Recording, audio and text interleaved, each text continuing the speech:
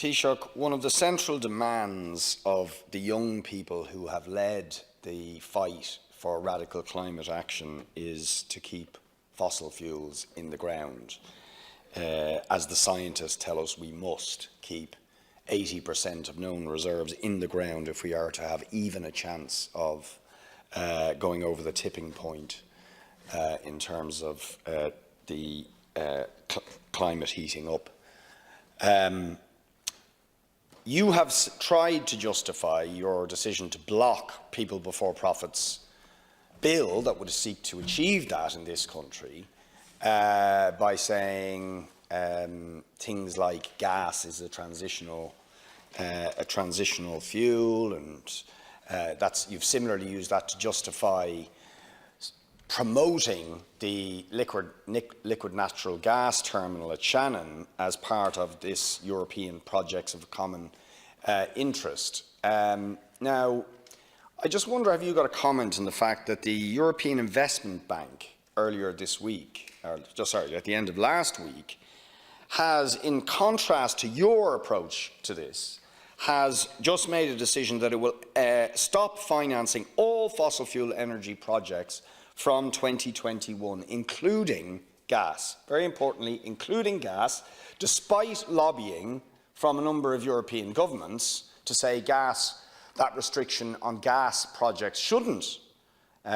be imposed. The European Investment Bank is listening to the young people, is listening to the scientists, and saying all fossil fuels we have to stop taking them out of the ground, we have to stop looking for them, we have to stop building infrastructure, as you're proposing to do, to lock us into their use for years and years to come. So I just wonder, have you any comment? And do you not think you could at least come up to the level of the European Investment Bank when it comes to seriously tackling climate change and fossil fuel use? Join with other deputies in welcoming the Youth Climate Assembly, which was held here last Friday, and particularly to recognise the Ceann Comhairle and the team around you for taking that initiative and for making it possible. And I know that around the world, particularly on Fridays, students have been protesting outside parliaments, and I'm sure they'll continue to do so. But I think it's a good thing that we were the first parliament in the world to actually invite young people and students in to make the recommendations that they did. They've made 10 recommendations in total. I have read them. They were received personally by Minister Bruton last Friday.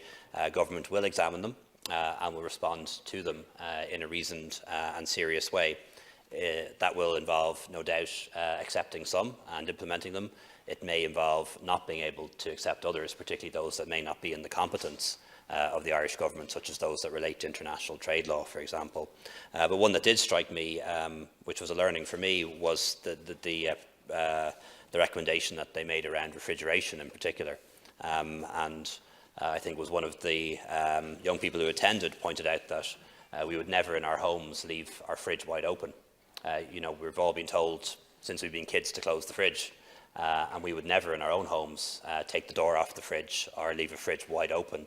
Yet we go into shops and supermarkets all the time, and all we see is food on display in open fridges, and that costs a lot of money, involves a lot of energy being used, and that contributes to greenhouse gas emissions. And that was the one that really stuck out for me as an area that perhaps we need to legislate in to require businesses and shops and others to close fridges that are now currently open.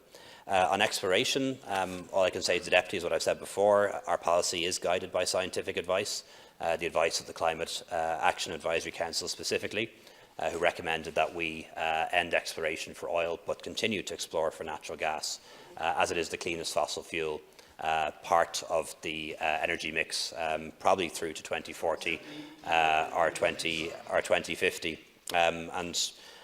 The IB is a great organisation, but it is run by economists and bankers, not scientists. The Climate Advisory Council actually is run by scientists, and you'll know that the Paris Accords don't say that we should end exploration.